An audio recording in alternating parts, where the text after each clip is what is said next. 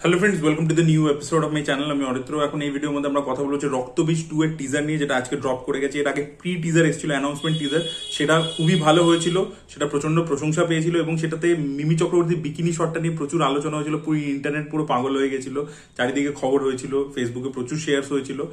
এখন চলে এসছে টিজারটা কেমন হলো।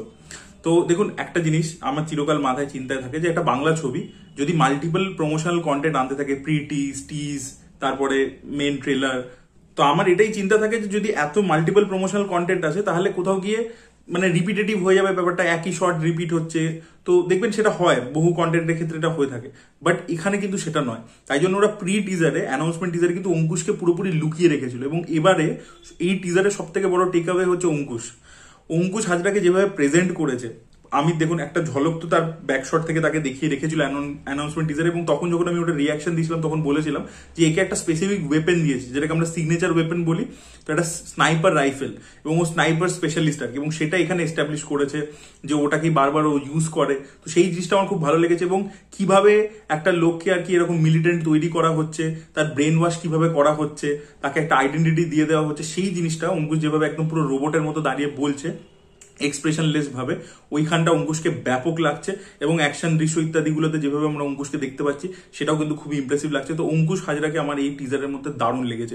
অঙ্কুশ হাজরা যদি আগের মানে অ্যানাউন্সমেন্ট টিজারের বিগেস্ট টেক অ্যাওয়ে বা টকিং পয়েন্ট মিমি চক্রবর্তী হয়ে থাকে, তাহলে এই টিজারের ডেফিনেটলি টকিং পয়েন্ট হচ্ছে অঙ্কুশ হাজরা। তো এখানে আমরা গল্পটার ব্যাপারে আরেকটু বেশি ডিটেল জানতে পারছি। অলরেডি একটা যে গান এসছে আর কি, সেই গানটার মাধ্যমে আমরা জানতে পেরেছিলাম যে বাংলাদেশ ইন্ডিয়ার যে পলিটিক্যাল যে টার্ময়েল, সেটার উপরই বেস করে হতে চলেছে। এটা খুব রেলিভেন্ট একটা বিষয় ওয়েস্ট বেঙ্গলের জন্য। তো শিবপ্রসাদ নন্দিতা যাই ছবি বানান, তারা কিন্তু এটা এনশিওর করেন যে এমনই একটা সাবজেক্ট তারা তুলবে, সেটাকে যতটাই কমার্শিয়াল মোড়ক দিয়ে প্রেজেন্ট করুন, সেটা যেন রেলিভেন্ট হয় আর কি, মানুষের সাধারণ মানুষ যেন রিলেট করতে পারে। তো এই মুহূর্তে এই যে আমরা দেখতে পাচ্ছি ওয়েস্ট বেঙ্গলে একটা যে বাইরে থেকে আর কি অনুপ্রবেশকারীরা ঢুকে পড়ছে, তো সেই জিনিসপত্র নিয়ে একটা বিশাল দ্বন্দ্ব চলছে। তো সেইখানে দাঁড়িয়ে এই সাবজেক্টটাও প্রচন্ড রেলিভেন্ট। তো সেটা একটা মানে ইম্পর্টেন্ট বিষয় আর কি, যে রেলিভেন্ট সাবজেক্ট। আর যেটা বললাম যে ওভারঅল যে প্রেজেন্টেশন, বনি চক্রবর্তীর কথা বলতেই হবে, দুবারই সে আমাকে দারুণ অবাক করেছে। বহুরূপীতে এক টাইপের মিউজিক, রক্তবীজ 2-তে এক রকমের মিউজিক, প্রি টিজারে এক রকমের মিউজিক, এখানে এক রকমের মিউজিক। যেখানে এবং দেখবেন প্রত্যেকটা ক্যারেক্টারকে কিন্তু স্পেস দেওয়া হয়েছে, মানে সে কাঞ্চন মল্লিক থেকে শুরু করে আর অনুসুয়া দেবী থেকে শুরু করে প্রত্যেককে কিন্তু স্পেস দেওয়া হয়েছে, অল্প অল্প করে তাদের ইম্পর্টেন্স কিন্তু দেখানো হয়েছে। এবং যেভাবে ক্যারেক্টারগুলোর নামগুলো আসছে, ঠিক আছে, নুসরাত জাহান একটা আইটেম সঙ্গে রয়েছে, তাকেও হাইলাইট করা হয়েছে। তো সেই জিনিসটা খুব ভালো লেগেছে।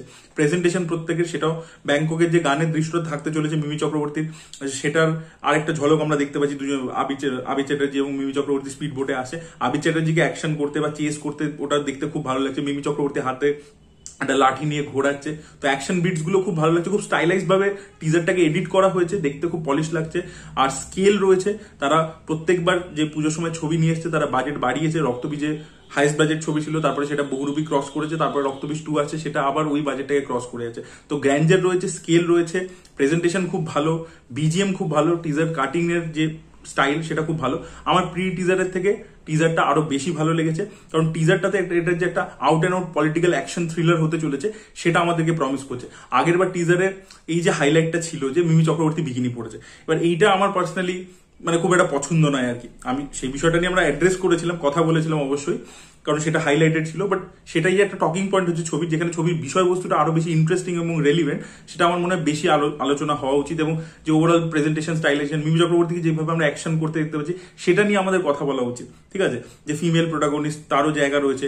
আর কৌশানী ক্যারেক্টারটা কিভাবে অঙ্কুশের সাথে কানেক্টেড হবে, সে কি প্রথমে অঙ্কুশের আইডেন্টিটির ব্যাপারে জানবে না, পরবর্তীকালে প্রথমে হয়তো প্রেম করবে, তার পরবর্তীতে জানতে পারবে, হয়তো কৌশানীর ক্যারেক্টারটা হয়তো অঙ্কুশের হাতে মারা যাবে, এরকমও হতে পারে। তো দেখা যাক কি হয় আর কি। তো কোয়াইট এক্সাইটেড। এবং মানে এবারে প্রত্যেকটা টিজার কিন্তু বলছে এ বলে আমায় দেখ, ও বলছে আমায় দেখ, এরকম আর কি একটা দিকে যাচ্ছে। তো পুজোর লড়াই কিন্তু হাড্ডাহাড্ডি হতে চলেছে। তো এই ছিল রক্তবীজ 2 এর টিজার নিয়ে আমার রিয়াকশন। আপনাদের কি মতামত অবশ্যই কমেন্টে লিখে জানাবেন। এই ভিডিওটা ভালো লেগে থাকলে লাইক করুন, শেয়ার করুন, চ্যানেলকে সাবস্ক্রাইব করতে ভুলবেন না।